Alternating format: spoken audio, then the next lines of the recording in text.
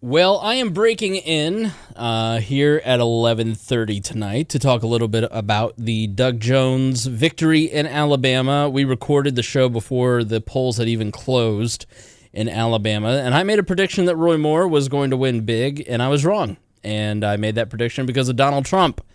And apparently, at least in Alabama, Trumpism has some sort of lifespan. But I don't know that this is going to be a national earthquake. I think this is kind of an isolated incident. So I want to give you some of my thoughts on Alabama, read you some of what people are saying about this victory for Doug Jones in Alabama. The first Democrat to win in Alabama in 25 years. The last Democrat to win was Richard Shelby, who is the current, I think he's 84-year-old senator. He's a Republican now. He switched. He won as a Democrat and switched 2 years later to the Republican Party. The last time he won 25 years ago. So what was 25 years ago? God, I was like in middle school. Getting old, man. All right, so this is the way that it's being portrayed in the media, that this is a crushing blow for Donald Trump, according to CNN. CNN hates Donald Trump, obviously. So I'm just going to kind of walk through some of the stuff that I've read about this to kind of give you an idea of how Roy Moore lost. CNN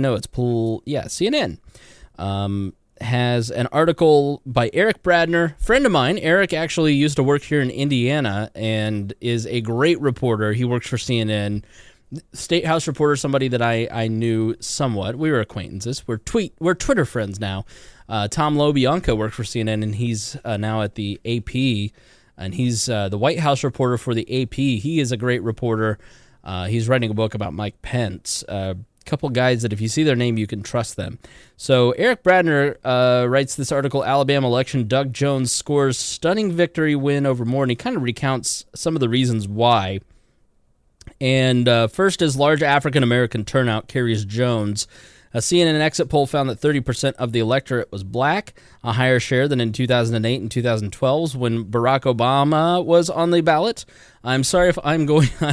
I'm like Trump at the end of that speech the other day because Harry and I literally have podcasted from 7:30 to 11:30 tonight. Now I'm firing up the mics because I want to add this to the show tomorrow. So the exit polls showed that 90% of black voters voted Jones. And you had John Lewis, Cory Booker were down in the state. Charles Barkley, who went to Auburn, which is in Alabama, said, I love Alabama, but at some point we've got to draw a line in the sand and say we're not a bunch of damn idiots. It's terrible. So he said last night, Moore's denials fall short. And this is really, I think, a huge part of it. I think for me, the thing that I am...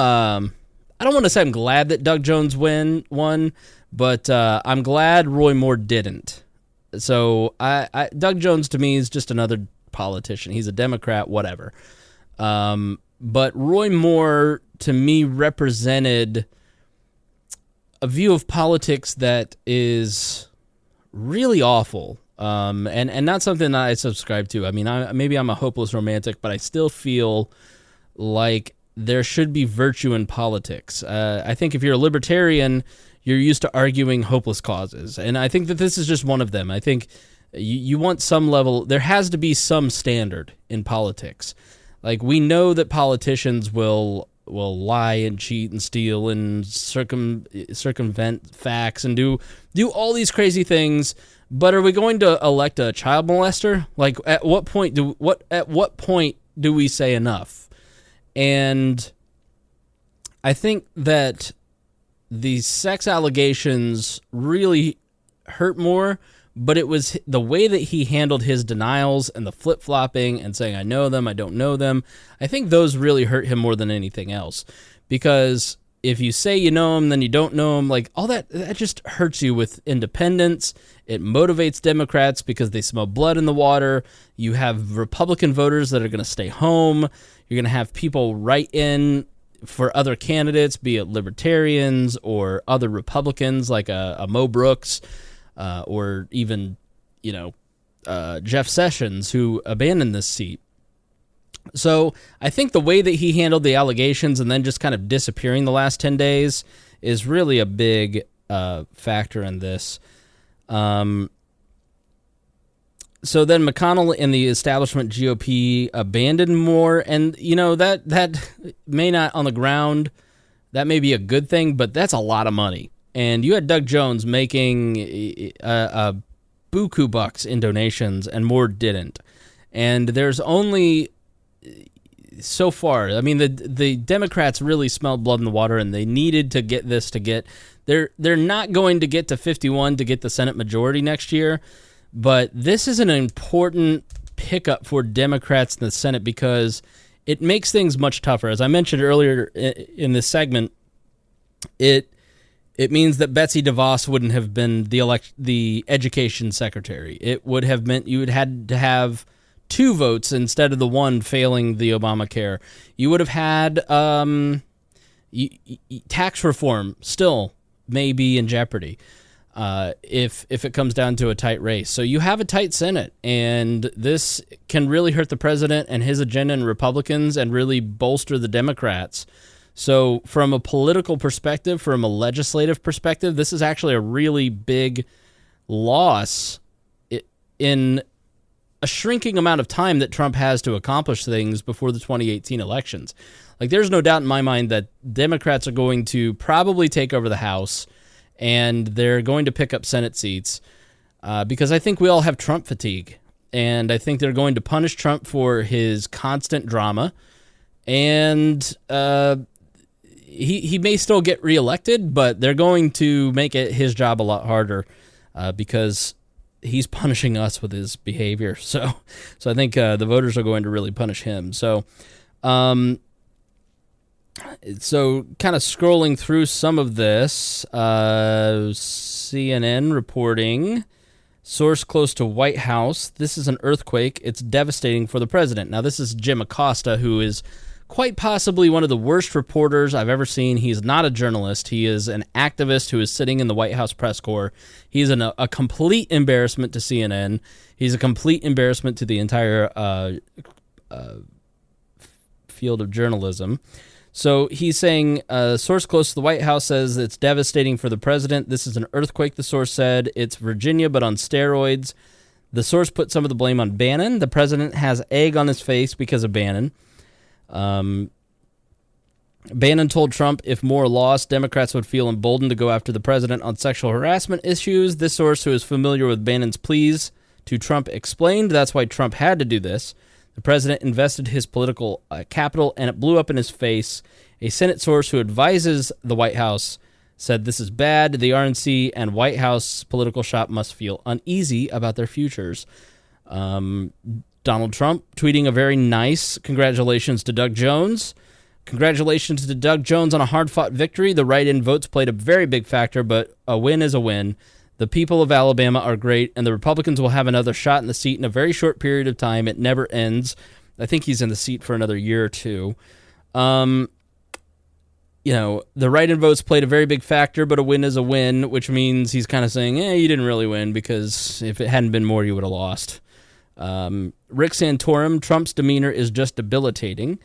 Former Republican Senator Rick Santorum says Trump's demeanor and his attacks likely had an impact on the Alabama Senate race.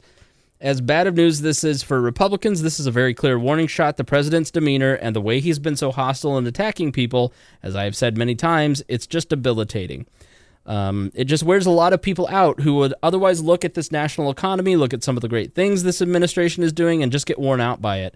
And worn out by the daily controversy coming out of the president's Twitter feed. And did it have an impact? I have no doubt that it had an impact in Alabama, and I think it softened the playing field. And that's why I think people just didn't want they didn't want Donald Trump 2. Roy Moore was Trump 2.0. Doug Jones, this race was about dignity and respect. The people of Alabama have more in common than to divide us. The audio of him winning, I don't know if I can find this again. It was really crazy. Apparently everything is very glum over in the Moore side. So, yeah, pretty crazy victory. Let's see where the long knives are out for Steve Bannon in the Republican Party. The Senate Leadership Fund issued this statement. This is a brutal reminder that candidate quality matters regardless of where you are running. Not only did Steve Bannon cost us a critical Senate seat in one of the most Republican states in the country, but he also dragged the President of the United States into his fiasco. And man, that talking point is going to be all over the place as Republicans try to diminish Steve Bannon's powers, diminish his influence, and push his political stock down. And I'm happy because I think Steve Bannon is an absolute cancer. I think that he is a cancer on the body politic. I think that he doesn't have ideology behind him. He has his own selfish motives behind him. He wants power. And so somebody like that, even if I agree with them on a lot of stuff, I can't support them. It looks like Jones may have won by less than the write-in vote margin. So had there not been a write-in option, Roy Moore would have won. Thank God there's no libertarian in the race for the entire world to savage. Like, you want a libertarian candidate, but you don't want to be blamed for anything. But yeah, I think that there were 22,000 votes last time that I saw. Let's see, go to Politico. Yeah, there's 22,000. Let's look at the difference, which is a pretty significant amount. And Jones really did well. So the top part of Alabama is very Christian conservative. It's very Republican. And then you have, Huntsville up north where NASA is, and it looked like Jones carried that county. That typically goes red. And then you have what's called the Black Belt, which is where most of the African Americans live, kind of in the center of the state. And then down in the especially bottom right, you have a hardcore Christian conservative base, which is why the president went to Pensacola. So Doug Jones just walloped him in a lot of these places. The black turnout really turned out. And let's see here. It's 49 to 48%. So 49.9%, 48.4%. Let's see. That is... Roy Moore is unwilling to concede. It's not over. Roy Moore took the stage, quoted Bible scripture, and said he did not concede, saying, "It's not over. I really want to thank you for coming tonight, and I realize when the vote is this close that it's not over, and we've still got to go by the rules about this recount provision, and the Secretary of State has explained it to us, and we're expecting that press will go up there and talk to them and find out what the situation is. We know God is always in control. Part of the problem with this campaign is we've been painted in an unfavorable and unfaithful light." His campaign chairman is urging a recount. So, yeah. 99% is in, and so Jones has 673,236 votes. Moore has 652,300 votes. Like I said, around 22,000 write-ins.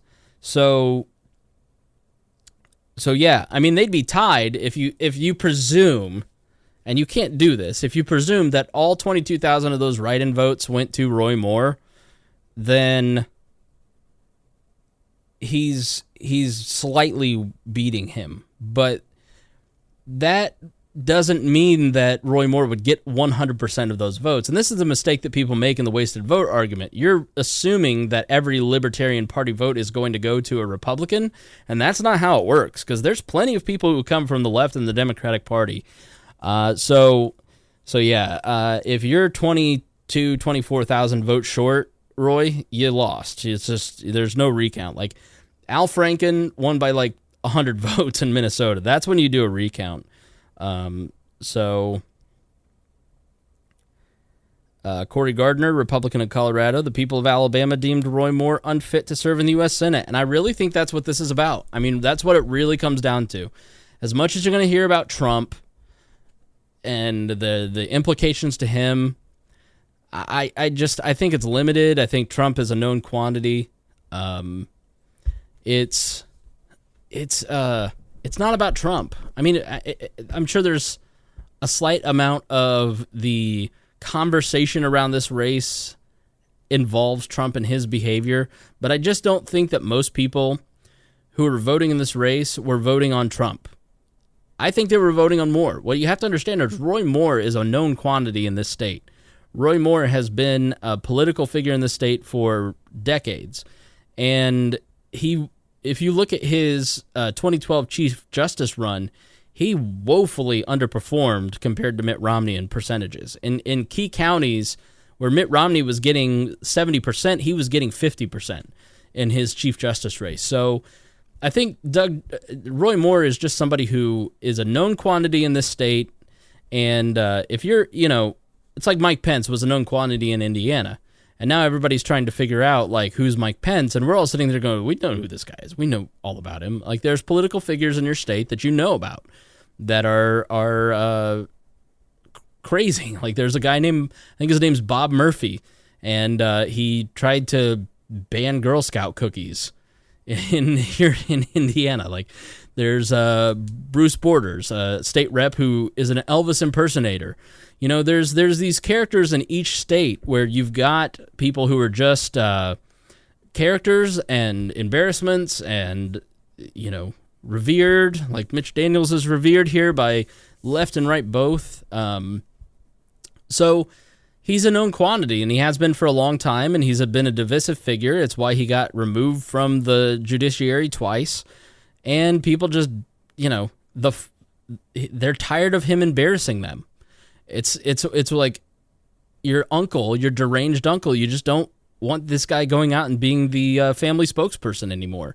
And I think that there was an argument in the Alabama race that really probably started to catch on, which was the economic impact. And I started to see this float up. And, we had RFRA here in Indiana, and RFRA was Pence introducing this bill that, protected religious freedoms, but was seen as hateful towards gays. And it cost the city of Indianapolis $60 million in 12 different conventions. And there was a very strong argument from Democrats and independent Republicans that didn't want to see Moore serve in the state of Alabama in the last days, saying, do you want the RFRA effect to happen here? People will not relocate to this state. And Doug Jones, this is what he was leading with, is like, people will not come to Alabama and do business here, and we will not have jobs if this man is elected. And corporations started to speak up and say, we're leaving, or we're going to look elsewhere. We're not going to come here if you support Roy Moore. And you can argue if that's an appropriate thing for a company to do, but it's their free speech right, I guess, to say that. But yeah, I think that was probably an effective argument as well. But more to come in the next days. I don't anticipate that I'll recap much from this. I don't think there's much significant beyond what I've already said on the show. We're talking about Bitcoin Thursday. But on to whatever we talked about next. But I felt I wanted to slide this into this Roy Moore discussion here on the show because I did predict he was going to win, and it'd sound weird, and I just wanted to give you my thoughts on the Doug Jones victory. So with that, let's move on to the next segment of the show.